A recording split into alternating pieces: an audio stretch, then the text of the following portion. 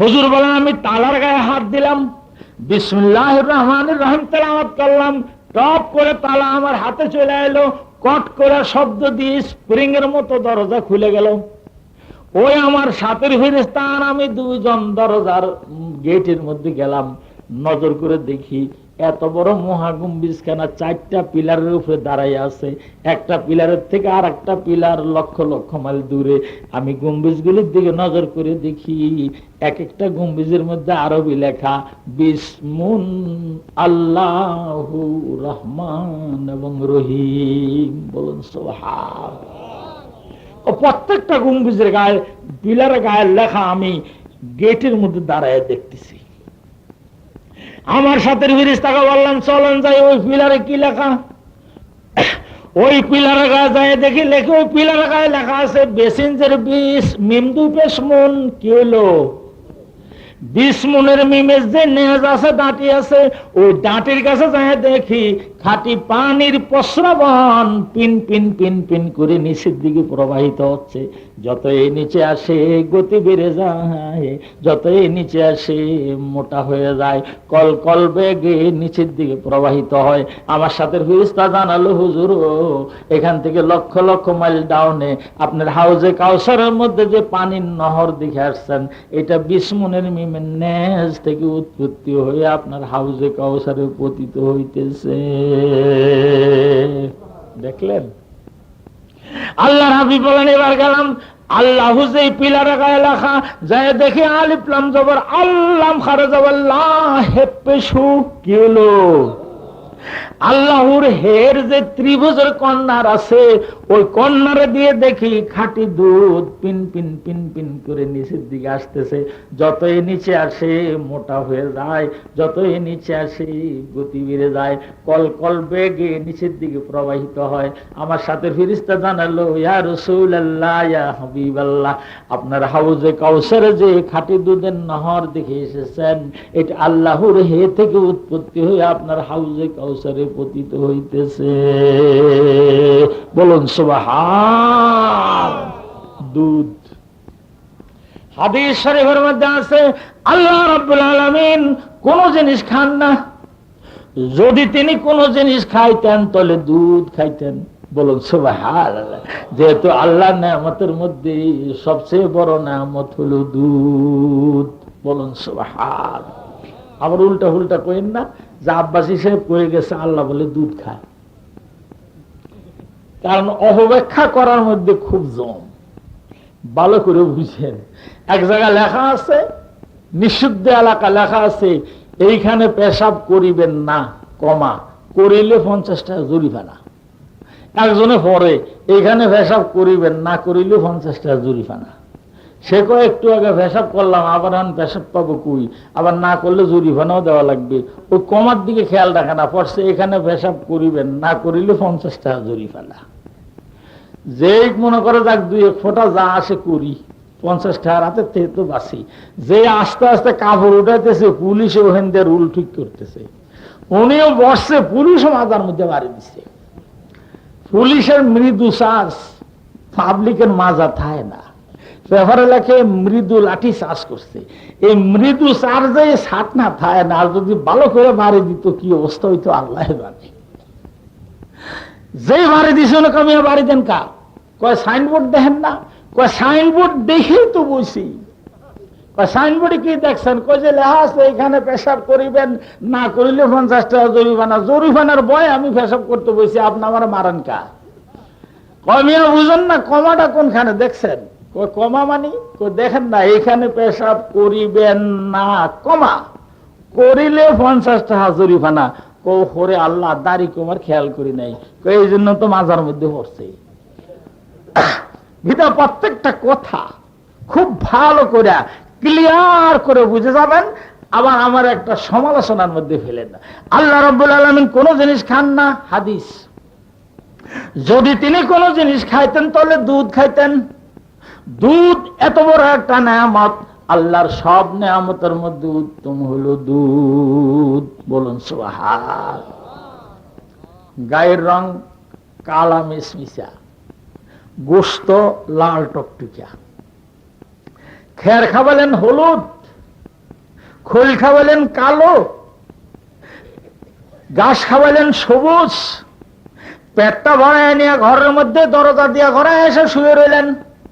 ভোরবেলা যায় দেখেন স্তনের মধ্যে চাইছে দুধে রইছে।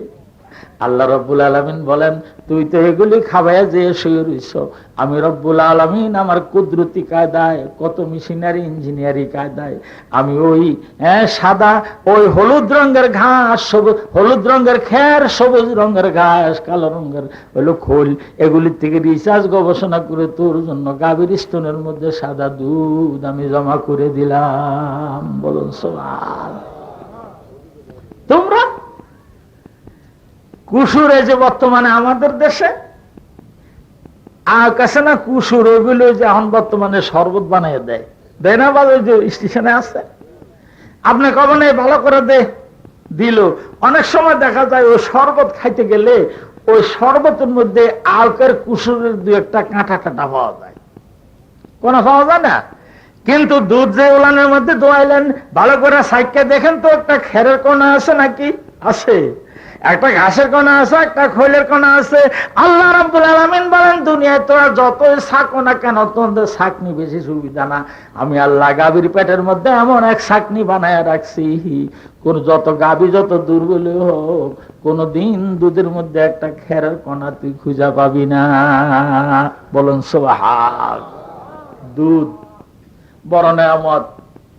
দুধের মধ্যে পানি দিয়া বাজারে বেচা কবিরা গুনাহ। ওরে সুবহানাল্লাহ। মাথার মধ্যে টুপি, মোহর মধ্যে দাড়ি, লম্বা জুব্বা গায়, দুধের মধ্যে পানি দেওয়ার জম আছে না দুই একজন এরকম? আশ্চর্য। দুধের মধ্যে পানি দিয়া বাজারে বেচেন না, কবিরা গুনাহ। নিজেরা পানি দিয়া যত পারেন খান, আমার আপত্তি নাই। 100-এর মধ্যে 500 দিয়ে একেবারে ডাইল বানায় এখন আমার আপত্তি নাই। কিন্তু খবরদার 100-এর মধ্যে 100 টাকা দিয়ে বাজারের মধ্যে কেউ বেচবেন না। দুধের মধ্যে পানি দিয়া যদি কেউ বাজারের মধ্যে বিক্রি করেন, কবিরা গুনাহ হবে। আর 1 পোয়া পানি যে দিয়েছেন, ওই পরিমাণ পয়সা আপনার জন্য সম্পূর্ণ হারাম হবে। খবরদার। খালি দুধের মধ্যে পানি দেওয়া কবিরা গুনাহ। এই জন্য করছে কি, ও দোয়ানির মধ্যে, বালতির মধ্যে আগে পানি দিয়ে এর উপরে দোয়ায়। হুজুররা কয় দুধের মধ্যে পানি দেওয়া কবিরা গুনাহ, পানির মধ্যে দুধ দেওয়া তো আর কবিরা গুনাহ না, এর লাগে আগে পানি দিয়ে নিলাম। দেখছেন আমার ঘরে কি ফাঁকি দেয়। আল্লাহ বলেন,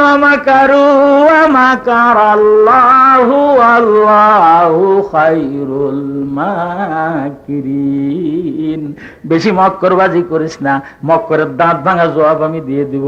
পানির মধ্যে দুধ দেওয়া, দুধের মধ্যে পানি দেওয়া একই কথা হলো। তুই বুঝি ফাঁকি দেওয়ার জন্য আগে বালতির মধ্যে পানি রেখে এর পরে দোয়াও, আর মানুষের কাছে গল্প করো আমি জীবনও দুধের মধ্যে পানি দেই না। আল্লাহর কসম, আমি দুধের মধ্যে পানি দিই না। তার মানে আগে পানি দিয়ে রাখে আর কি। খালি দুধের মধ্যে পানি দেয় আর বাজারে বেছে। ছোট্ট মানে এখন, আব্বা আপনি দুধের মধ্যে পানি দিয়ে বাজারে বেছেন, কামটা বেশি ভালো না। ও খবরদার কারো কাছে কইস না, ঠেয়া ঠিক সংসার। ঠিক আছে, ও কবি নাকি তাহলে ফিডাবো কই, কয় না কব না। কোন কুট্টি মানুষের কচি মন তো, আব্বা একারে তাজা পানি দিয়ে দেয়, কেমনে মেয়ে সহ্য করে। ঠিক আছে দেন, সংসার ঠেকা। আবার কইলে মার খাবো, কি কাম আছে দেখ। একদিন করছে কি, গাই দোয়াইয়া খালপাড়ের মধ্যে বাইন্দা উনি বাজারে গেছে দুধ বেচতে। ফিরার পথে দেখে রাস্তার মধ্যে গাই নাই। গাই গেল করে ছুটে গেল নাকি, আসে দেখে পায়ের মধ্যে রশি ফেস লাগিয়া জোয়ারের পানির মধ্যে পড়িয়া মইরা জিব্বা কামড় দিয়ে বাইসে দিছে। স্বীকৃতি দিছে, ওরে আল্লাহ আল্লাহ রে আমি সর্বনাশ, ও আল্লাহ আল্লাহ রে আমার উভয় কি। যখন বাড়ির দরজা কাছে মেয়ে আইসে, কয় কি হয়েছে, যাইয়া দেখ গাই মইরা জোয়ারের পানির মধ্যে বাইসে আছে। মেয়ে কয়, আব্বা আপনি কাঁদেন না, আজ কয় বছর ধরে যা পানি দিছেন, ব্যাগ পানি একখানে হইয়া আপনার গাই ভাসাইয়া নিছে। আমাকার আল্লাহু আল্লাহু খায়রুল মাকিরিন। খবরদার, গাই দিয়েছে মাত্র 7 দিন।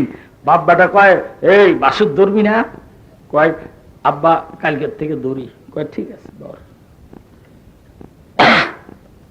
বাসুর ধরছে, যখন নতুন বাসুর কয় না, ছোট্ট বাচ্চা রে গায়ের বাসুর কয় না, বাসুর দ্বারা দর্শে নতুন গলার মধ্যে দর্শে দিয়েছে রশি। শেষ রাত্রে কয় ও মা, মা গোয়াল ঘরের তা কয় ও বাবা, তাদের জাতীয় ভাষা আদান প্রদান হইতেছে। ছোট বাচ্চা কয় কাল এই সময় তোর দুধ খাইছি, আমার গলাটার মধ্যে বান্ধা রাখছে। মা ওই ঘরের থেকে তার ভাষা দিয়ে বলে, সবর কর, ধৈর্য ধর, বেলা উঠলে আমার কাছে আনলে তোর মায় দুধ দিয়ে দিব। বলুন সুবহান।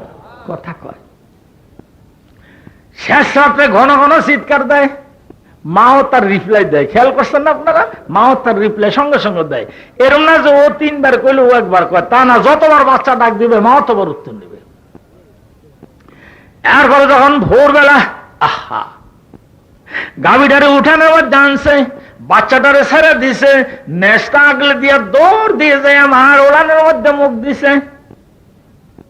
মুখ দিয়ে যখন টানা আরম্ভ করে দিচ্ছে, ভাইজান দুধ আসে না। আল্লাহ রাব্বুল আলামিনের কাছে ডাইকা কয়, সারা রাত আমার বুকটা শুকিয়ে গেছে, আমার মা আমারে দুধ দিতেছে, দুধ দিয়ে আসে না, আমার বুকটা শুকিয়ে গেল। আল্লাহ রাব্বুল আলামিন এলহাম দিয়া কচি বাচ্চারে কয়, তোর থুতমা দিয়ে আস্তে আস্তে গুতা দে, তাইলে দুধ আসবে। বলেন সুবহান। ছোট বাচ্চা দেখবেন এরকম করে গুতা দেয়। এর গুতা শিখে কে শিখেছে বলেন তো? মুরগির বাচ্চা শীতকালে দিন মাসার মধ্যে ডিম বসাইছে, মার ছোট্ট বাচ্চা উপরে শুইছে। শেষ রাত্রে বাচ্চার চিঁচি শব্দ শোনা যায় 21 দিন হয়েছে। কুটি ফোলা কয়, মা বাচ্চা ফুটছে। মা কয় বাচ্চা ফুটছে, শুয়ে থাক। কয় চলো আমাই। মা কয় এখন না, শীতকালের দিন। খালি বারবার কয় বেলা উঠে গেছে। মা কয় ধৈর্য ধর, ফজরের নামাজ পড়ি। ফজরের নামাজের পরে ছোট্ট বাচ্চা খালি কয়, মা বাচ্চাটি তাড়াতাড়ি নামা, আমি দেখবো। মা কয় শীত, উঠানের মধ্যে কুট্টি বাচ্চা মরে যাবে, একটু বেলাটা উঠুক, এরপরে বাইর করব। ঠিক ছোট্ট বাচ্চারা দেখেন তো মারে কিরকম বিরক্ত করে মুরগির বাচ্চা দেখার জন্য। বাচ্চার বয়স হলো 2 বছর, খালি কয় মুরগির বাচ্চা নামা, মা মুরগির বাচ্চা নামা। মা করছে কি, মুরগির বাচ্চাগুলি উঠানের দরজার মধ্যে নিছে। নেওয়ার পরে মুরগিটারে নামাইয়া মা গনতেছে, 4, 8, 12টা বসাইছে, 2টা পয়সা গেছে, 8টা বাচ্চা হয়েছে। এই বলে বাচ্চাটা কিন্তু উঠানের মধ্যে নামাই দিছে। মুরগি টক টক করে শব্দ দিয়ে সামনের দিকে যায়, 8টা বাচ্চা পিছনে দিয়ে যাইতেছে। বাচ্চার মা আর বাচ্চা খারে খারে মুরগি দেখতেছে। এমন সময় আকাশের মধ্যে চিল উড়াল দিল। উড়াল দেওয়ালের সাথে সাথে মুরগি বিপদ সংকেত বাজাইলো, ডাক দিছে। ডাক দেওয়ার সাথে সাথে বাচ্চাগুলি টুপ করে পলাই গেছে। এমন ভাবে বলাইছে চিলে আর দেখে না। মুরগি আকাশের দিকে যখন নাকি নজর করে দেখে চিল নাই, এবার বিপদ মুক্ত সিগন্যাল যখন বাজাই দিল, বাচ্চারা যে যেখানে ছিল সেখান থেকে মার কাছে চলে এলো। কিতাবের মধ্যে লেখে, এই বাচ্চারা তো সামরিক একাডেমিতে ট্রেনিং নেয় নাই, সারদা পুলিশ লাইনও ট্রেনিং নেয় নাই। মার এই সংকেত এত তাড়াতাড়ি, মাত্র এই কয়েক মিনিট আগে মাত্র মালসার থেকে নামছে। এত বড় ট্রেনিং এরা কই পাইলো? মার সিগন্যাল এদের কে বুঝাইলো? এরা কি করে বুঝলো শত্রু আইছে? কি করে বুঝলো নিরাপদ জায়গা যাইতে হবে? কিতাবের মধ্যে দেখে আল্লাহ রাব্বুল আলামিন কচি বাচ্চাদের এলহাম দিয়া জানাইয়া দিছে। বলুন সুবহান। এলহাম বিলেরই হয়। কিভাবে জানেন? আপনি বিলেরে লেফের নিচে শোয়াইয়া ঘুম পাড়াইয়া চারপাশে দিয়া বালিশ দিবেন, দিয়ে আস্তে উঠবেন। উঠে আপনি ওই সরাডারে আস্তে নামাইয়েন, কোন জিনিসের আওয়াজ দিবেন না। চুপে চুপে আপনি ভাত খাইতে বসেন, ও টুপ করে লেফের নিচের থেকে ঢেলে উঠবে। আপনি এত সতর্ক, ও জানলো কেমনে? ওর এলহাম হয় যে ভাত খায় তোরে ভালাইয়া উঠ তাড়াতাড়ি। ওপরে গেলে আবার ভিতর থেকে ঠেলে উঠে, এতক্ষণ শীতিয়ে ঘুমাইছে, ঠেলে উঠে তোর কইলো করে। সে কয় আমারে কন্যা কইছে। বলুন সুবহান। ছোট বাচ্চারা কি কয় যে ঠেলা দে তলে দুধ আসবে, ওগুলার মধ্যে গুতা দেয়। গুতা দিলে দুধ আসে, কত কত করে খায়। ওই সময় বাড়িওয়ালা এসে টান দিয়া সরায়, সরাইয়া গদ গদ করে দুধ নামানো আরম্ভ করে। বাচ্চাটা লাফালাফি শুরু করে দেয়। টপ করে করে কি, মা ওর গায়ের মধ্যে চুমা খাওয়া আরম্ভ করে। তুই রাগ হইস না, তুই বেজার হইস না, তুই লাফালাফি করিস না, তোর মাহাদ্দুদের মধ্যে আল্লাহর বান্দার হক আছে। দেখবো না এরকম চাটে, এরকম করে চাইতাই মা মুখের মধ্যে এরকম করে করে চাটে, ওই দিয়ে যে দোয়া লামায় ফেলাইতেছে, মার কাছে কানে কানে কয়, মা ব্যাখ্যার নামে ফেললে আমি খাবো কি? মা কইতে চিন্তা করিস না, আমি রিজার্ভ ফান্ডে তোর জন্য একটু রাইখে দিব। দুইজনে মোহ কানে কানে কথা কয়। যখন নাকি দোয়ানি শেষ হয়ে গেল, মালিক দেহে আর আসে না। চলে যাওয়ার পরে যখন ছেড়ে দিছে, টান দেওয়ার সাথে সাথে মা তার রিজার্ভ ফান্ডের থেকে গোপন যে রেখে দিয়েছে সেখান থেকে দুধ ছেড়ে দিল। কোন কোন কঠিন কৃষক আছে, নজর করে দেখে আবার বান টাইট হয়েছে, দুধ আইছে, তাড়াতাড়ি বাছুরের বাইন্দে আবার টাইনা নামায় নেয়। ওই সময় মা দুধটা সরাবার মতো ক্ষমতা থাকে না, সারাদিন বাচ্চাটা জায়গায় জায়গায় পড়ে থাকে। ক্ষুধার জন্য এখানে একবার সই, ওখানে একবার সই, খেরের উপরে পড়ে থাকে, বালির উপরে পড়ে থাকে। ওই মা তখন কি বলে জানেন? ওই যখন মায়ের ওলান টান দিয়ে কয়, মা রাখলি না, ব্যাখ্যান নিয়ে গেছে। মা কয়, তোর মুখের আহার আল্লাহর বান্দারা নিয়ে খাইছে, আমার কোনো কষ্ট নাই, আপত্তি নাই। তোরে এত কষ্ট দিল, নিয়ে খাইলো, আমার কোনো আপত্তি নাই। যদি এরপরও আল্লাহর নেয়ামত খেয়ে শুকরিয়া আদায় না করে, তোর মতো আমার বুকের বাচ্চারে কেন কষ্ট দিয়ে তোর হক নিল, এর জন্য খোদাই ট্রাইব্যুনালে আমি বিচার দায়ের করব। বিধায় যারা দ্বিতীয়বার আবার পানানির পরে আবার হাত দেন, এটা সম্পূর্ণ তাকওয়ার খেলাফ। খবরদার এই কাজ করবেন না। আপনার স্ত্রীর দুধ যদি কেউ দোয়ে নিয়ে যায়, আরেকজনের বাচ্চারে নিয়ে খাওয়ায়, আর আপনার ছেলে যদি মুখ দিয়ে দেখে মার বুকের মধ্যে দুধ নাই, এটা দুনিয়ার কোন মা বাপ সহ্য করতে পারবে না। তাহলে আপনি যে বা গাভীর আপন মায়ের দুধ দোয়া নিয়ে আইলেন, বাচ্চা না খেয়ে রইল, এটা কোনোদিনও মা সহ্য করতে পারবে না। কথাটা আমার বুঝছেন? দুধ আল্লাহ রাব্বুল আলামিন কোন জিনিস খান না। যদি খাইতেন, কি খাইতেন? দুধ খাইতেন। আর মনে রাখবেন, দুধ পানি দিয়ে বিক্রি করা কি কবিরা গুনাহ। খবরদার এই কাম করেন না। যদি কেউ এই কাম করেন, মনে রাখবেন এই কচি বাচ্চাগুলির কিসমত নষ্ট হবে।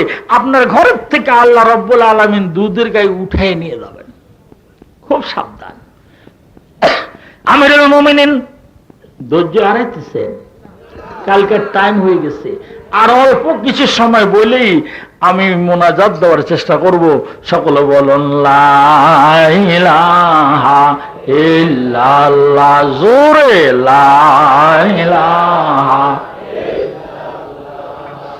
লা ইলাহা ইল্লাল্লাহ, লা ইলাহা ইল্লাল্লাহ, জোরে লা ইলাহা ইল্লাল্লাহ ইল্লাল্লাহ, জোরে লা ইলাহা।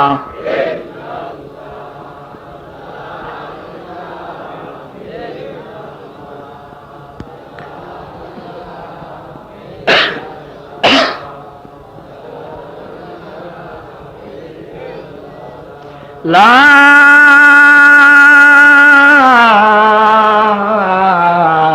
ইলাহা ইল্লাল্লাহু মুহাম্মাদুর রাসূলুল্লাহ সাল্লাল্লাহু।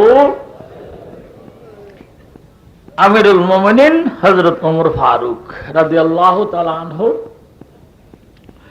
মসজিদে নববীর ইমাম, ইসলামিক রিপাবলিক অফ মদিনার প্রেসিডেন্ট আমিরুল মুমিনিন। ইসলামিক লয়ের মধ্যে আছে মুসলিম রাষ্ট্রের রাষ্ট্রপ্রধান যিনি হবেন, সরকার প্রধান যিনি হবেন, তিনি রাজধানীর বড় মসজিদে ইমামতি করতে হবে। আমাদের দেশে চলবে? যখন আমাদের দেশে চলবে, আমাদের দেশে চলবে না। হযরত ওমর মসজিদে নববীর ফজরের নামাজের ইমামতি করিয়া টুক করে, কোনো বডিগার্ড নাই, সেন্ট্রি নাই, পাহারাদার নাই, একা একা টুকটুক করে একটা ছোট পথ দিয়ে গ্রামের পথে ঢুকছে। কথা কই না, আরে আল্লাহ, ওই যে দেখ কথা কয়। একটা ছোট্ট রাস্তা দিয়ে ঢুকে দেখে একটা কুড়ো ঘর। ওই কুড়ো ঘরটা দেখে উনি চিন্তা করলেন, এই ঘরের মানুষগুলি কোন সুখে কোন দুঃখে আছে একটু জানার দরকার। তিনি ওই কুড়ো ঘরের ডোয়াটার উপরে হেলান দিয়ে সুন্দর করে বসছে, দেখে এই ঘরের লোকগুলি কেমন সুখে আছে।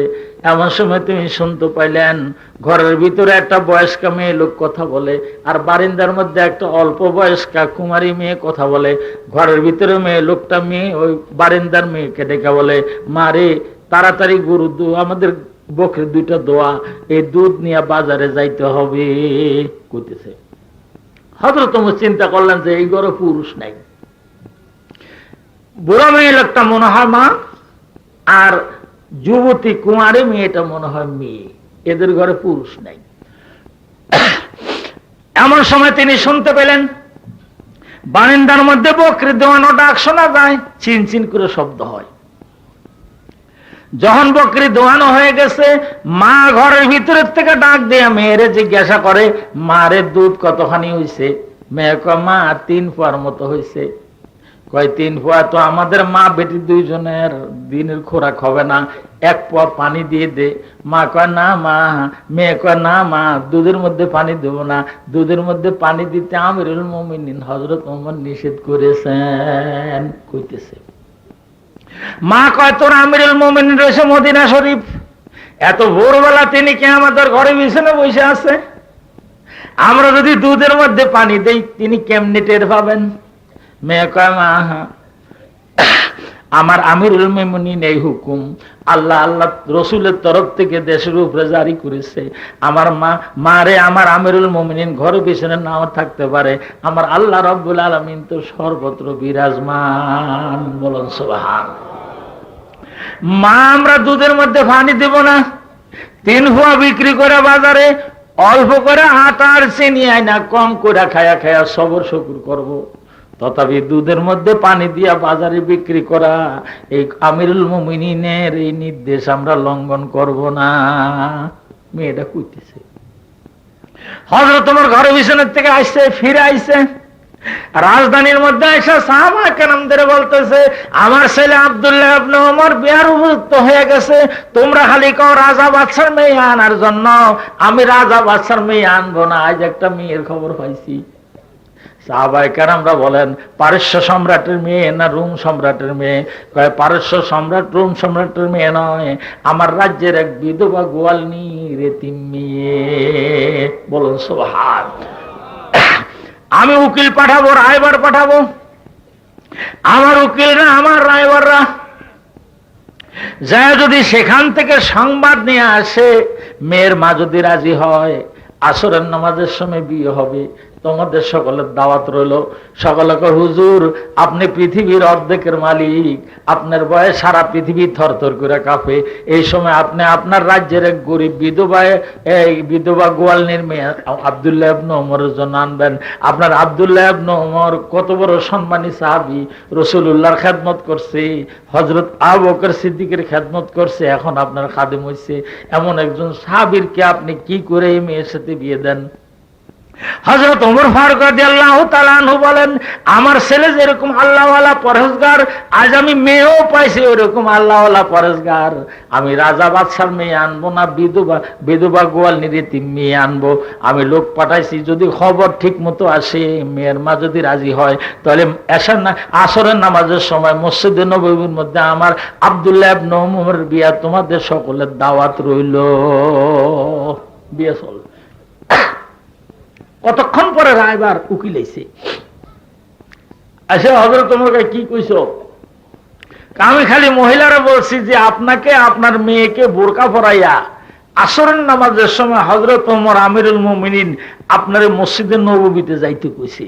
খালি আমি এই কথা কইছি, আর মহিলা কান্দা আরম্ভ করছে। হযরত ওমর ঠিক আছে।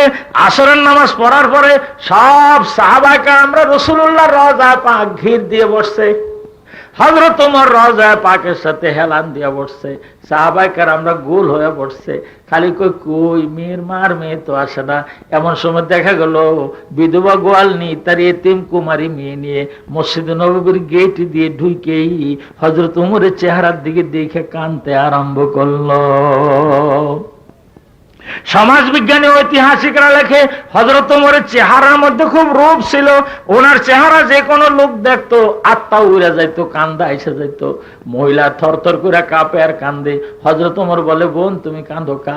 হুজুর আপনার নাম শুনছি, জীবনে দেখি নাই, আপনি ডাকছেন আমার আত্মাটা উড়ে গেছে, আপনার মতো মানুষ আমার মতো বিধবা গোয়ালনিরি কেন ডাকছেন, আমি ভয়তে কাঁদতেছি। হযরত ওমর বলে, একটু কাঁদো না, তোমার কোনো ভয় নাই, কোন অপরাধের জন্য তোমারে ডাকি নাই। যদি আল্লাহর হুকুম হয় তুমি রাজি হও, যারা দেখে এত ভয় পাও তিনি হবেন তোমার বেয়াই সাহেব। বলুন সুবহান। মহিলাকে, হুজুর আমি বুঝি না আপনি কি কন। হযরত ওমর বলে, সাহাবায়ে কেরামরা খবরদার কথা কই না, চুপ করে শোনো, আমি মহিলার সাথে কথা বলি। সাহাবায়ে কেরামরা চুপ করে শুনে আছে। তিনি জিজ্ঞাসা করেন, ভদ্র মহিলা, অমুক রাস্তার রোডের পাশে তোমার বাড়ি না? কয় জি। আজ ফজরের নামাজের পর তুমি যায় নামাজে বসেছিলা ঘরের ভিতরে? কয় জি। তোমার মেয়ে বারান্দার মধ্যে বকরি দোয়াইতে ছিল? কয় জি। তুমি ঘরের ভিতরে থেকে ডাইকা বলছো তোমার মেয়েরে দুধের মধ্যে পানি দেওয়ার জন্য এক ফোয়া? কয় জি। কয় তোমার মেয়ে যখন বলছে মা রে আমিরুল মুমিনিন হযরত ওমর দুধের মধ্যে পানি দিতে নিষেধ করছে, তুমি সেই সময় কও নাই যে তোর আমিরুল মুমিন কি ঘরের পিছনে বসে রয়েছে, আমরা দুধের মধ্যে পানি দিলে মদিনা শরীফ থেকে কেমনি তিনি টের পাবেন? বোন আমি ওই সময় তোমার ঘরের পিছনে ডোয়ার উপরে বসেছিলাম। তোমার মেয়ে যে বলছে মা দুধের মধ্যে পানি দিয়া বাজারে বেসবো না, এই 3 ফুয়া বেশা অল্প করে আটা আর চিনি আইনা অল্প অল্প করে খাইয়া সব শুকুর করবো, তথাপি আমিরুল মুমিনিনের নির্দেশ লঙ্ঘন করবো না। তোমার মেয়ের এই কথার দ্বারা তো বুঝলাম তোমার মেয়েটা বড় আল্লাহওয়ালা মেয়ে হবে, পরেশগার মেয়ে হবে।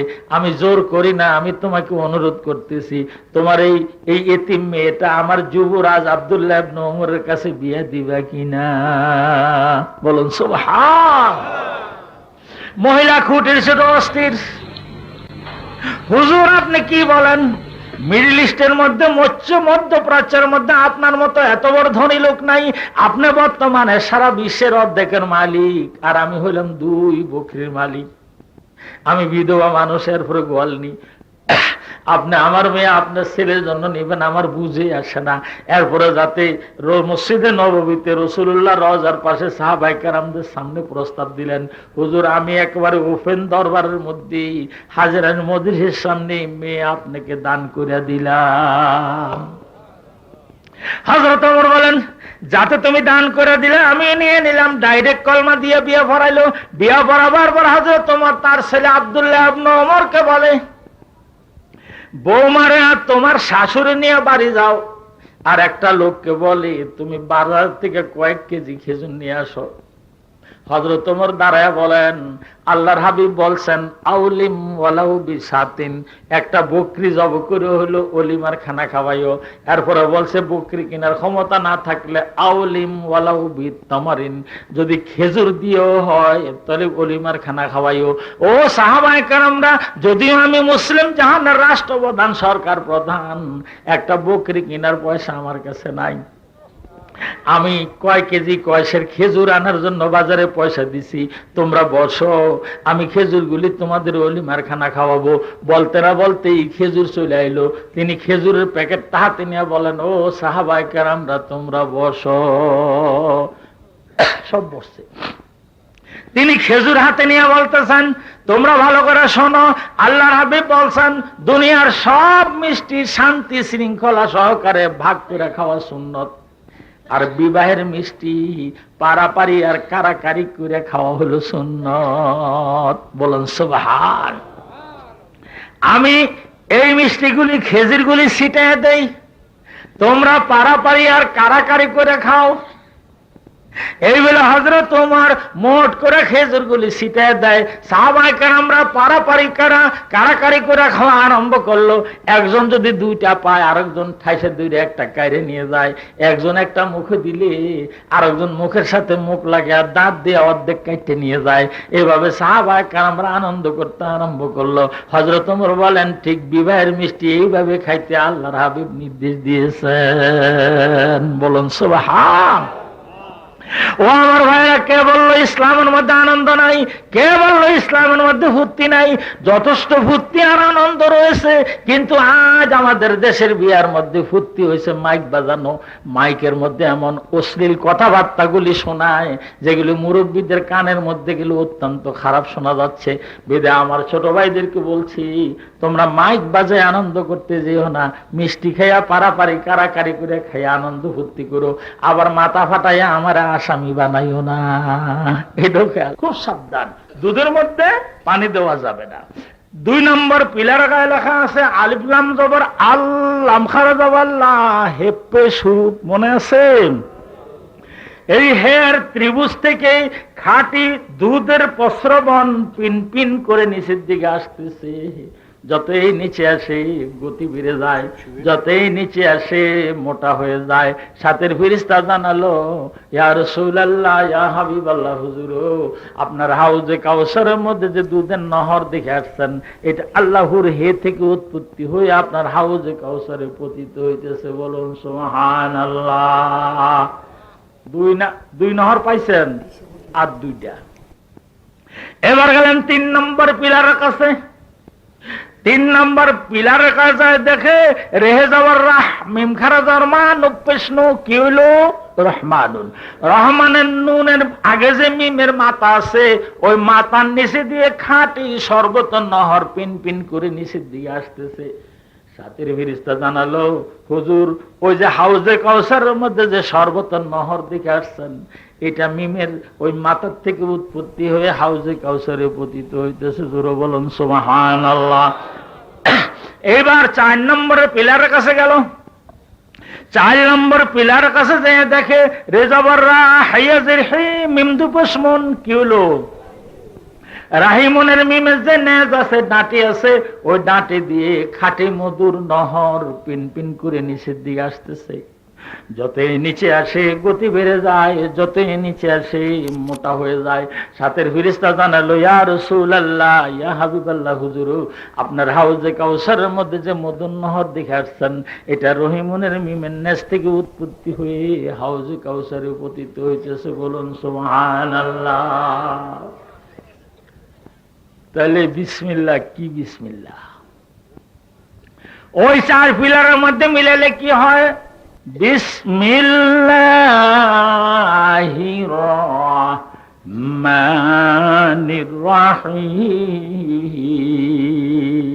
বলবেন যে হুজুর বিসমনের নেজের দিয়ে পানি আসে কোন থেকে? আল্লাহর হের কোনা দিয়ে যে ত্রিভুজের কোনা দিয়ে দুধ আসে, দুধ আসে আবার কোথা থেকে? রহমানের মিমের মাথার থেকে যে শরবত আসে, শরবত ওখানে দেয় কি? রহিমানের মিমের নেজের থেকে যে মধু আসে, মধু দেয় কি? ওই যে 4 পিলারের উপরে যে বড় কাফ, মনে আছে? কই না এত বড় কাফ? ওই বড় কাফ যেটার মধ্যে সাগরের পানি ধরবে, এত বড় কাফ। ওই কাফটা হলো গম্বুজের উপরে। ये रमज खुदा ही है, अगियार ना समझे, अल्लाह ही देता है मगर मिलता है मोहम्मद से। बोलन सुभान। ওই কাফের মধ্যে আল্লাহ পানি দেয়, আল্লাহ দুধ দেয়, আল্লাহ শরবত দেয়, আল্লাহ মধু দেয়। ওখান থেকে পাইপ দিয়ে আইসা বিসমিল্লাতে ঢুকে, আল্লাহতে ঢুকে, রহমানে ঢুকে, রহিমে ঢুকে, ওইখান থেকে লক্ষ লক্ষ মাইল নিচে এসে হাউজে কাউসারের মধ্যে গল গল করে পড়ে। বলুন সুবহান। এবার পড়ুন, ইন্না আতাইনা কাল কাউসার ফসল্লি লিরাব্বিকা ওয়ানহার ইন্না শানিআকা হুয়াল আবতার। রাত ওদিকের পথে, আমার ঘরে মোতাবেক রাত 11টা বেজে 40 মিনিট। খুব অধিক হয়ে যাচ্ছে, বুড়া মানুষরা কষ্ট পাচ্ছে।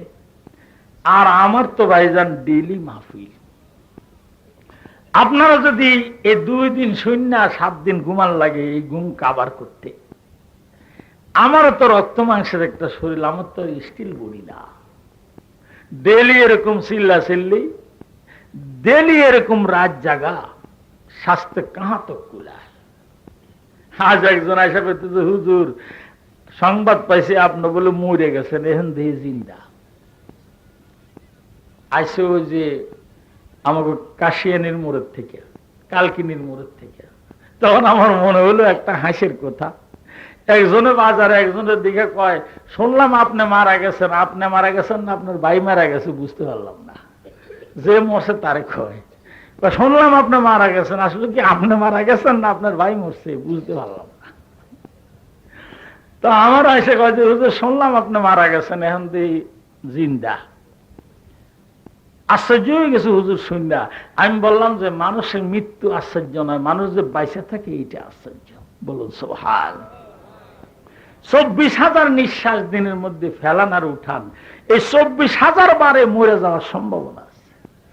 ফেলাইলেন, যদি উঠতে না পারলেন ইন্নালিল্লাহ, তাহলে মরে যাওয়া আশ্চর্য নয়, বাইসে থাকাটা সবচেয়ে আশ্চর্য। আর আজ অধিক হয়ে গেছে, আমি আমার মুরব্বীদের কষ্ট দিতে চাচ্ছি না, আর আমারও স্বাস্থ্যে আর লোড টানে না। একেবারে হয়ে গেছে পড়ায় কয় ঘন্টা খেয়াল করছে? 3.25 ঘন্টা হয়ে গেল। এত সময় বলা যায় না। আমি সাধারণত এখন 1.5 থেকে 2 ঘন্টা বলি, কালও তালে তালে বলে ফেলেছি একেবারে 4 ঘন্টা 4.25 ঘন্টা, আজ 3.25 ঘন্টার মতো হয়ে গেল। অল্প সময়ের মধ্যে মুনাজাত হবে, আপনার ধৈর্য হারায়েন না। আমি আশা রাখবো মুনাজাত ছাড়া কেউ যেন না। এবার আমার সাথে সাথে বলুন বিসমিল্লাহির রাহমানির। মনোযোগ দিয়ে শোনেন। মামবানা মসজিদান বানাল ওয়াকালাল্লাযীনা গালাবু আলা আমরিহিম লানাত্তাখিযান্না আলাইহিম মসজিদা। লং সফর, সিরাজগঞ্জ এখান থেকে যাব আর রাজবাড়ির থেকে আশেপাশে দিয়ে কয়েকটা প্রোগ্রাম করে যাব যশোর, যশোর থেকে মাগুরার থেকে যাব সিরাজগঞ্জ, সিরাজগঞ্জের থেকে যাব দিনাজপুর, দিনাজপুরের থেকে পঞ্চগড়, পঞ্চগড়ের থেকে আসবো লালমনিরহাট, লালমনিরহাট থেকে যাব কুড়িগ্রাম, সেখান থেকে আবার রাজবাড়ি নামক আমাকে বালিয়াকান্দি আসবো। বিরাট লং জার্নি। বিদা দোয়া করবেন আল্লাহ যেন দ্বীনের খেদমতের জন্য আমাকে অতটুকু সুস্থতা দান করেন যতটুকু সুস্থ থাকলে আমি কথা বলতে পারি। বলুন সুবহানাল্লাহ। এখন আমি একটা হাদিস শোনাইয়া মুনাজাত দেব। ওয়াকালা আলাইহিস সালাতু ওয়াস সালাম মান বানা মসজিদান বানাল্লাহু লাহু বাইতান ফিল জান্নাহ। আল্লাহর হাবিব বলেন, তোমরা যদি কেউ মসজিদ বানাও, যেই কাটিং এর যেই প্যাটেন্টের, আল্লাহ তোমাদের জন্য ওই কাটিং এবং ওই প্যাটেন্টের মসজিদ বেহেশতের মধ্যে বানায় দিবেন। বলুন সুবহানাল্লাহ। আল্লাহ রাব্বুল আলামিন ওই রঙের ওই কাটিং এর ওই প্যাটেন্টের জন্য তোমার জন্য একখান বিল্ডিং বেহেশতের মধ্যে বানায় দিবেন। বলুন সুবহানাল্লাহ। আমার পিছনে মাদ্রাসা মসজিদ নির্মাণের পথে এই বিশাল জনসমাবেশ, এত মানুষ সম্ভবত টেকের হাটে আর কোনোদিন হয় নাই। 10-এর লাঠি 1-এর বোঝা। কিন্তু আমি আবার এই ডিপার্টমেন্টে একজন শিশু, যদিও আমাদের ফরিদপুরে ভিক্ষুক বেশি, কিন্তু আমি যেন কি হয়েছে চাইতে জানি না। মেহরবানি করে আপনারা এই মসজিদের জন্য যে যা নিয়ত করছেন হাতে নেন। এভাবে আমি জানি না, আমি এভাবে নিতে রাজি না। আপনাদের কাছে রুমাল নিয়ে ছেলেরা যাবে, ছেলেদের রুমালে দেন। আমি এভাবে ডাইকে উঠানোর অভ্যাস আমার নাই। যত অনুরোধ করবেন আমি শুনবো না, যেহেতু যেটা আমি পারি না সেটা আমাকে অনুরোধ করলে আমি সেটা করতে রাজি না। আপনারা বসেন, তালিবুল ইলমরা রুমাল নিয়ে নামক। আপনারা মেহরবানি করে যে যা দেন আল্লাহকে রাজি খুশি করার জন্য রুমালে দেন। এখন সকলে সুন্দর করে বসুন। একেবারে যারা দাঁড়াই আছেন আপনারাও বসে পড়ুন। আর ইন্তেজামিয়া কমিটিকে আমি অনুরোধ করব অতি সত্বর তাড়াতাড়ি রুমাল নিয়ে ছেলেদেরকে নামাইয়া দেন। আপনার কালেকশন বড় কথা না, মাহফিলের সৌন্দর্য বড় কথা। আমি হাতে হাতে কালেকশন করতে গেলে এই সুন্দর মাহফিলটা ভেঙে যাবে, এর উজ্জ্বলতা নষ্ট হয়ে যাবে। এই জন্য আপনারা কেউ উঠবেন না, ছেলেরা রুমাল নিয়ে যাচ্ছে, ওখান দিয়ে কিছু নামেন, এই রুমালের মধ্যে আপনারা দেন। এই শুধু আল্লাহর ঘর মসজিদটা একদম পড়ে আছে। যদি আপনারা ভাইজান 2টা করে টাকা দেন তো বড় অঙ্কের টাকা হয়ে যাবে। 5টা করে টাকা দিলেও আমরা কারো কাছে যেতে হবে না। রুমাল দিয়ে উঠান আর আমার সাথে সাথে বলুন লা ইলাহা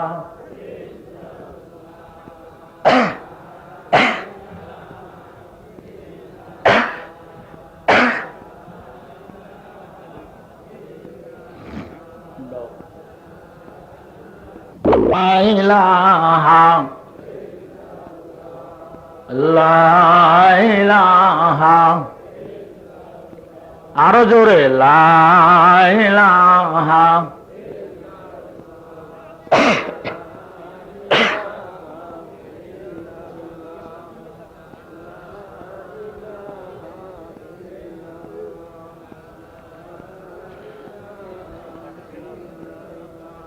লা ইলাহা ইল্লাল্লাহু মুহাম্মাদুর রাসূলুল্লাহ। সকলে বসুন, সকলে বসুন। আপনার তাড়াতাড়ি রুমাল নিয়ে তাড়াতাড়ি এদিকে সরে করুন, আমাকে মুনাজাত দেওয়ার মতো পরিবেশ দিয়ে দেন। সকলে বসুন, যারা দাঁড়াই আছেন বসেন, এক্ষুনি মুনাজাত হবে। সকলে বসে পড়ুন। আমার মা বোনরা যেখানে বাড়ি বাড়িতে আছেন আপনারাও গল্প গুজব বন্ধ দিয়ে মুনাজাতের জন্য প্রস্তুতি নেন। কালেকশন হলে রুমাল নিয়ে তাড়াতাড়ি শুরু করুন এবং রুমাল মাহফিল কর্তৃপক্ষের কাছে জমা দেন। আর যারা ধনী লোক আছেন আপনাদেরকে অনুরোধ করব, আপনারা মেহেরবানি করে এই মসজিদের দিকে খেয়াল রাখবেন। বড় বড় অঙ্কের টাকা আপনারা মসজিদে দিয়ে আল্লাহর ঘরটাকে সুন্দর করেন। আল্লাহ রাব্বুল আলামিন আপনাদের জীবন যৌবনকে সুন্দর করে দিবেন। এবার আসুন, সকলে বসুন, সকলে বসে পড়ুন, মুনাজাতের জন্য প্রস্তুতি নেন। আমার সাথে সাথে বলুন আস্তাগফিরুল্লাহ রব্বি মিন কুল্লি যামবিন ওয়া আতুবু ইলাইহি লা হাওলা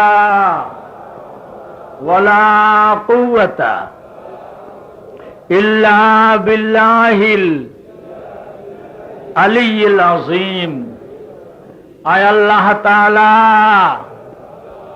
আমি তওবা করিতেছি কবিরা গুনাহ হইতে, সগীরা গুনাহ হইতে, শিরক গুনাহ হইতে, বেদাত গুনাহ হইতে, জানা গুনাহ হইতে, অজানা গুনাহ হইতে, ইচ্ছা গুনাহ হইতে, অনিচ্ছা গুনাহ হইতে। আয় আল্লাহ তাআলা, আমার তওবাকে কবুল ফরমাও। আস্তাগফিরুল্লাহ আস্তাগফিরুল্লাহ আস্তাগফিরুল্লাহ। লা ইলাহা ইল্লাল্লাহু মুহাম্মাদুর রাসূলুল্লাহ। আল্লাহ ছাড়া কোনো মাবুদ নাই। হযরত মুহাম্মদ সাল্লাল্লাহু আলাইহি ওয়াসাল্লাম আল্লাহর রাসূল। হুজুর সাল্লাল্লাহু আলাইহি ওয়াসাল্লাম ইন্তেকালের কয়েকদিন আগে খুব কাঁদতেছে, এমন অঝরে কাঁদতেছে, আল্লাহ রাব্বুল আলামিন সহ্য করতে পারলেন না। জিবরাইল আলাইহিস সালামকে পাঠাইছে, তাড়াতাড়ি যাও তো, আমার হাবিব কাঁদে কেন? হযরত জিবরাইল আলাইহিস সালাম এসে কয়, হুজুর আপনি এত কাঁদেন কেন? হুজুর বলেন যে আমি কান্দি, এক নবী ইন্তেকাল হলে আর এক নবী এসে উম্মতের পাহারাদার হইছে, আমি যে ইন্তেকাল হয়ে গেলে কিয়ামত পর্যন্ত আর নবী আসবে না, আমার উম্মতেরা গুনাহ করবে, আমার উম্মত বুঝি এই গুনার জন্য জাহান্নামের আগুনে পড়বে, এই জন্য আমি কান্দি। আল্লাহ রাব্বুল আলামিন হযরত জিবরাইল আলাইহিস সালামকে ডেকে নিয়ে বলেন, আমার হাবিবকে বলে দাও, ওনার উম্মত যদি ইন্তেকালের 1 বছর আগে আমার কাছে তওবা করে, আমি আল্লাহ রাব্বুল আলামিন তাদের পিছনের জীবনের সব গুনাহ মাফ করে দিব। হযরত জিবরাইল আলাইহিস সালাম এই সংবাদ নিয়ে আসার পরে হুজুর সংবাদটা শুনে একটু চুপ রইলেন। কিছুক্ষণ পরে হুজুর আবার কান্দাকাটি আরম্ভ করে দিলেন। আল্লাহ রাব্বুল আলামিন হযরত জিবরাইল আলাইহিস সালামকে পাঠাইয়া বলেন, আমার হাবিবকে জিজ্ঞাসা করো তিনি আবার কেন কাঁদেন। জিবরাইল আলাইহিস সালাম এসে হুজুর সাল্লাল্লাহু আলাইহি সাল্লামকে জিজ্ঞাসা করেন, আপনি আবার কেন কাঁদেন? হুজুর বলেন, মৃত্যুর 1 বছর আগে আল্লাহ গুনাহ মাফ করে দিবে, এরপরে 1 বছর আমার উম্মতেরা দুনিয়ায় বেঁচে থাকবে, নফসের তাড়নায় শয়তানের প্রতারণায় আবার আমার উম্মতরা গুনাহ করবে। এই 1 বছর গুনার জন্য বুঝি আমার উম্মতরা আমার আল্লাহ হাজার হাজার বছর জাহান্নামে পোড়াবে। এই জন্য আল্লাহ রাব্বুল আলামিন হযরত জিবরাইল আলাইহিস সালামকে দিয়ে খবর দিয়ে দিলেন, আমার হাবিবকে যে বলো ওনার উম্মতেরা যদি মৃত্যুর 6 মাস আগে তওবা করে, আমি রব্বুল আলামিন পিছনের জীবনের সম্পূর্ণ গুনাহ মাফ করে দিব। এই সংবাদ পাওয়ার পর হুজুর আবার কান্নাকাটি আরম্ভ করে দিলেন। আল্লাহ রাব্বুল আলামিন হযরত জিবরাইল আলাইহিস সালামকে পাঠিয়ে দিয়ে বলেন, আমার হাবিবকে যে জিজ্ঞাসা করো আবার কাঁদে কা। হযরত জিবরাইল আলাইহিস সালাম এসে বলেন, আপনি কেন কাঁদেন? হেভি কনসিডার করা হয়েছে, এরকম কনসিডার কারো করা হয় নাই। হুজুর বলেন, ইন্তেকালের 6 মাস আগে তওবা করলে পিছনের গুনাহ মাফ, এরপরে 6 মাস যে বেঁচে থাকবে শয়তানের তাড়নায় নফসের প্রতারণায় আমার এতিমগুলি আবার গুনাহ করবে। এই 6 মাসের গুনার জন্য বুঝি আমার উম্মতরে আমার আল্লাহ জাহান্নামের আগুন দিয়ে পোড়াবে। বলেন, এমন দয়াল নবী জন্মিল সারা জীবন উম্মত গোলে কান্দিল, সারা জীবন কান্দিল। হযরত জিবরাইল আলাইহিস সালাম বিদায় হয়ে গেছেন। এবার হুজুর সাল্লাল্লাহু আলাইহি সাল্লাম আবার কান্নাকাটি আরম্ভ করে দিয়েছেন। আল্লাহ রাব্বুল আলামিন বলেন, জিবরাইল আবার যাও তো, আমার হাবিব রে এত বুঝান বুঝাই এরপরও কাঁদে কেন? জিবরাইল আলাইহিস সালাম এসে বলেন, হুজুর আপনি আবার কাঁদেন কেন? মৃত্যুর 3 মাস আগে 6 মাস আগে বুঝি মাফ করে দিবে, 6 মাসের জন্য আবার গুনাহ করবে আমার উম্মতরে আল্লাহ জাহান্নামে পোড়াবে।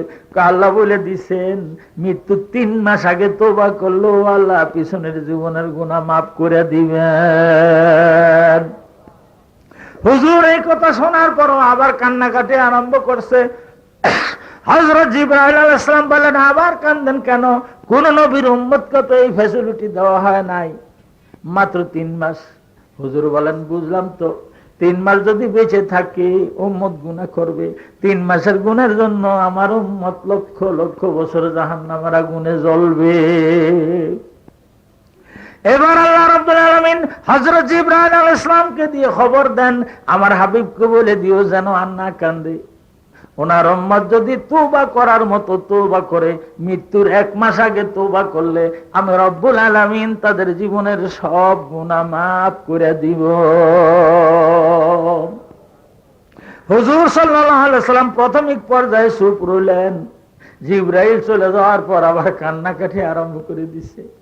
হযরত জিবরাইল আলাইহিস সালামকে আল্লাহ আবার পাঠাইছেন, জিজ্ঞাসা করে, আপনি এত কাঁদেন কা? আপনারা তো থামান গেল না, কয় থামবো কেমনে? মৃত্যুর 1 মাস আগে যে মাফ করে দিবে, 1 মাস যদি এরপরে বাঁচে তাও তো আমার উম্মত গুনাহ করে ফেলবে। 1 মাসের গুনাহের জন্য বুঝি আমার উম্মতরে আমার আল্লাহ জাহান্নামের আগুনে পোড়াবে।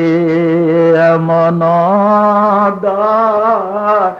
আলো নবী জন্মিল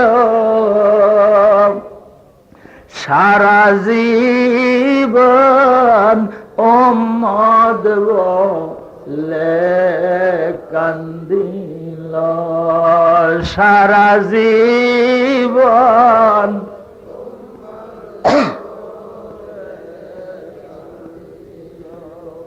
আল্লাহ রাব্বুল আলামিন হযরত জিবরাইল আলাইহিস সালামকে পাঠিয়ে দিলেন, যাও আমার হাবিবকে বললাম মাত্র 1 মাস, তাও তিনি মানে না। এবার যে বলো আমার হাবিবকে ইন্তেকালের 7 দিন আগে তওবা করলে আমি রব্বুল আলামিন পিছনের জীবনের গুনাহ মাফ করে দিব। বলেন সুবহান। হুজুর সাল্লাল্লাহু আলাইহি ওয়াসাল্লাম তৎক্ষণিক তিনি চুপচাপ রইলেন। জিবরাইল আলাইহিস সালাম যখন বিদায় হয়ে গেলেন, আল্লাহর হাবিব আবার কান্দাকাটি আরম্ভ করে দিছে। আল্লাহ রাব্বুল আলামিন বলেন, যাও আবার কান্দে কা। দুনিয়ার সব মানুষের কান্দা সহ্য করতে পারি, আমার বন্ধুর কান্দা আমি সহ্য করতে পারি না। যাও। হযরত জিবরাইল আলাইহিস সালাম এসে জিজ্ঞাসা করেন, আপনি আবার কান্দেন কেন? কয় যে ইন্তেকালের 7 দিন আগে তওবা করলে আল্লাহ পিছনের গুনাহ মাফ করে দিবেন। 7 দিনের মধ্যে তো আমার উম্মতরা ভুল করে গুনাহ করে ফেলতে পারে। 7 দিনের গুনাহের জন্য বুঝি আমার উম্মতরে আমার আল্লাহ জাহান্নামের আগুনে পোড়াবে। এমন আলো নবী জন্মিল সারা জীবন উম্মত বলে কান্দিল, সারা জীবন।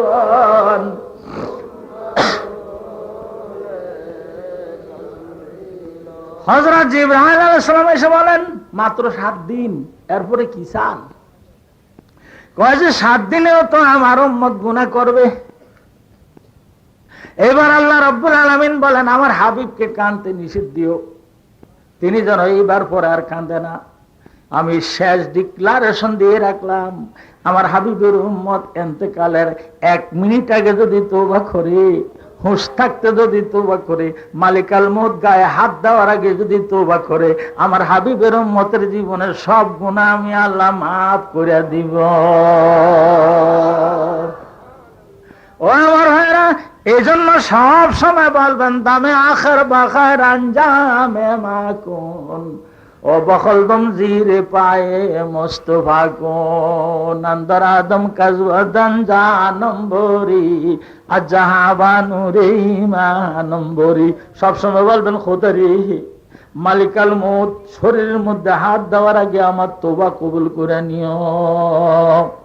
যদি শরীরের বেগতি দেখেন, বুঝবেন যে আমার শরীর ভালো লাগে না, সঙ্গে সঙ্গে পড়ে নিবেন, আস্তাগফিরুল্লাহ রাব্বি মিন কুল্লি যামবি ওয়া আতুবু ইলাইহি লা হাওলা ওয়ালা কুওয়াতা ইল্লা বিল্লাহিল আলিয়্যিল আযীম। এরপরে যদি মালিকাল মউত গায়ের মধ্যে হাত দেয়, আপনি জেনে রাখবেন আপনার জীবনের সব গুনাহ আমার আল্লাহ মাফ করে দিয়েছেন। তার হাবিব মুহাম্মদুর রাসূলুল্লাহর সাথে আমার আল্লাহ ওয়াদা দিয়েছেন, লা ইলাহা ইল্লাল্লাহ, লা ইলাহা ইল্লাল্লাহ।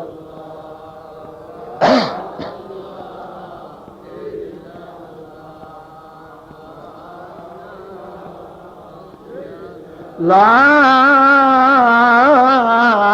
ইলাহা ইল্লাল্লাহু মুহাম্মাদুর রাসূলুল্লাহ। আল্লাহুম্মা আমিন। রব্বানা যালামনা আনফুসানা ওয়া ইল্লাম তাগফির লানা ওয়া তারহামনা লানাকুনান্না মিনাল খাসিরিন। ইয়া আল্লাহ, ইয়া রাব্বাল আলামিন, মাওলা রে, আজ 2 রাত পর্যন্ত আল্লাহ তোমার ঘর সামনে নিয়ে, তোমার নবীর ঘর পার্শ্বে রেখে, আল্লাহ তোমার কতগুলি নায়েব রাসূলদের সঙ্গে নিয়ে এই মোবারক ময়দানের মধ্যে বসে রয়েছি। এ আল্লাহ, এমনি সময় তোমার আলিশান দরবারে হাত তুলেছি যে সময় বাংলাদেশের সব অফিস আদালতের দরজা বন্ধ হয়ে গেছে। ইয়া আল্লাহ, এই সময় তোমার রহমতের অফিসের দরজা ছাড়া আর কোন অফিসের দরজা খোলা নাই। আল্লাহ, শেষ রাতে আল্লাহ তোমার নেককার মানুষ সাথে নিয়ে, আল্লাহ নায়েব রাসূল সঙ্গে নিয়ে, আমার মতো মহাপাপী তোমার আলিশান রহমতের দরজায় হাত পেতে বসলাম রে মাওলা। এ আল্লাহ, দুনিয়ার কত মানুষের দরজায় যে হাত পাতলাম, কোনো লাভ হলো না। দুনিয়ার কত মানুষের কাছে ব্যথা বললাম, কোনো ফায়দা হলো না। দুনিয়ার কত মানুষের কাছে সাহায্য চাইলাম, সাহায্য পাইলাম না। আল্লাহ, শেষ রাত্রে তোমার রহমতের দরজায় হাত পাইতে বসলাম রে মাওলা। ইয়া আল্লাহ, ইয়া রাব্বাল আলামিন, তুমি মেহেরবানি করে আমাদের হাতগুলিকে কবুল করে নাও। আল্লাহ, তুমি মেহেরবানি করে আমাদের দোয়া মোনাজাতকে মঞ্জুর করে নাও। ইয়া আল্লাহ, জানি না এই মাহফিলের মধ্যে কার আব্বা আছে, আব্বা নাই। আল্লাহ, জানি না কার মা আছে, মা নাই। জানি না কে আমার মতো আব্বা আম্মা 2 জন হারাইয়া চির এতিম হয়ে গেছে রে মাওলা। ইয়া আল্লাহ, আজ কত ভাইরা দোয়া চেয়েছে, হুজুর আমার আব্বা আম্মার জন্য দোয়া কইরেন। আল্লাহ, আমাদের এলাকার মধ্যে ছোট্টবেলা দেখছি কোন পীর বুজুর্গ আসলে আব্বা আম্মারা আমাদেরকে সাজায়া গোজায়া হুজুরের কোলে উঠাইয়া দিত। আল্লাহ, আমাদের আব্বা আম্মারে সাজায়া গুজায়া তোমার দরবারে পাঠাইছি। আল্লাহ, আজ রাত্রে তোমার কাছে ফরিয়াদ করি মাওলা, তুমি মেহেরবানি করে আমাদের আব্বা আম্মাকে তোমার রহমতের কোলে উঠাইয়া নাও। রব্বির হামহুমা কামা রাব্বায়ানি সগীরা। ইয়া আল্লাহ, তুমি আমারে ভালো করে জানো। আল্লাহ, তুমি আমারে ভালো করে চিনো। আল্লাহ, আমি তোমার দরবারে কত বড় অপরাধী। ইয়া আল্লাহ, তোমার বান্দা বান্দিরা বিশ্বাস করছে আব্বাজি সাহেবের সাথে শেষ রাত্রে হাত উঠাইলে তুমি দিবা। ইয়া আল্লাহ, তোমার ওলিদের দোয়া কত ডাকাতরে তুমি ওলি বানাইছো। আল্লাহ আল্লাহ আল্লাহওয়ালা মানুষের দোয়ায় চোর রে ওলি বানাইছো। আল্লাহ, তুমি মেহেরবানি করে তোমার ওলিদের দোয়ায় আল্লাহ আমার মতো ডাকাত চোর রে তুমি আল্লাহ কবুল করে নাও। এ আল্লাহ, আমি যে এদের সাথে নিয়ে শেষ রাত্রে আইলাম, তুমি যদি বলো আমি দিব না, আমি এই মানুষগুলি নিয়ে করে আমি কার